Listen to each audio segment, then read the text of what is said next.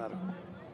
ఇది చూస్తుంటే పార్లమెంట్ అంటే మీకు లెక్కలేదు, ప్రజాస్వామ్యం అంటే లెక్కలేదు, ప్రజలంటే మీకు లెక్కలేదు, ఇంకెవరు లెక్క మీరు అంటే మీకు నాకు ట్రంప్ ఒకటే చాలని అంటున్నాడు ఆయన.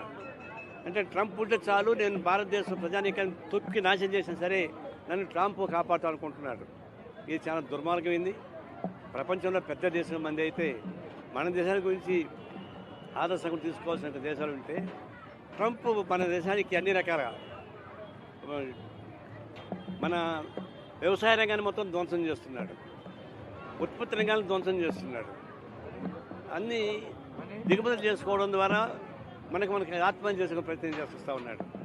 ఒక్క విధంగా చెప్పాలంటే ఈ రైతాంగాన్ని మొత్తం గొంతు కోసేటువంటి పద్ధతుల్లో అమెరికాతో ఒప్పందం తెచ్చుకున్నాడు.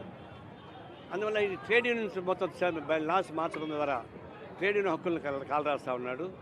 ఇవన్నీ చూసినప్పుడు ఈ మోడీ లాంటి రాక్షసుడు ప్రధానమంత్రిగా ఉన్నంత కాలం చాలా ప్రమాదం వస్తుంది. ఇప్పుడు చివరికి ఏం చేశాడు, జనగణమన కూడా మార్చి పారేస్తున్నాడు.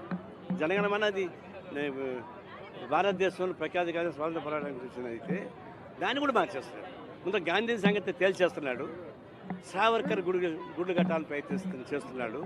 రేపో మాపో గాడ్సే గుడులు కూడా కడతాడు, గాంధీని చంపిన గాడ్సే గుడి కూడా కడతాడు. అందువల్ల ఇప్పుడు మన చరిత్ర మార్చేస్తున్నాడు, పార్లమెంటరీ ప్రజాస్వామ్యం మార్చేస్తున్నాడు, రాజ్యాంగాన్ని ధ్వంసం చేస్తున్నాడు. రాజ్యాంగాన్ని ప్రతిపక్ష పార్టీలకు పోయేది స్వయాన మోడీ ప్రభుత్వమే రాజ్యాంగాన్ని ధ్వంసం చేస్తూ ఉంది. అందువల్ల దీనికి వ్యతిరేకంగా గొంతెత్తి సాటేటి పద్ధతుల్లో దేశవ్యాప్తంగా కోట్లాది మంది కార్మిక శ్రామిక ప్రజానీకులు వీధుల్లోకి వచ్చి పోరాటం సాగిస్తారు. దీన్ని అలుసుగా తీసుకొని లేదంటే తేలిగ్గా తీసుకుంటే తనకు తనే ఆత్మహత్య చేసిన పరిస్థితి వస్తుందని చెప్పేసి మేము హెచ్చరిస్తూ ఉన్నాం. తక్షణం ఇవన్నీ ఉపసంహరించి ప్రజాస్వామ్య పద్ధతిలో చర్చించి పరిష్కారం చేయమని చెప్పి, లేకపోతే ప్రత్యక్ష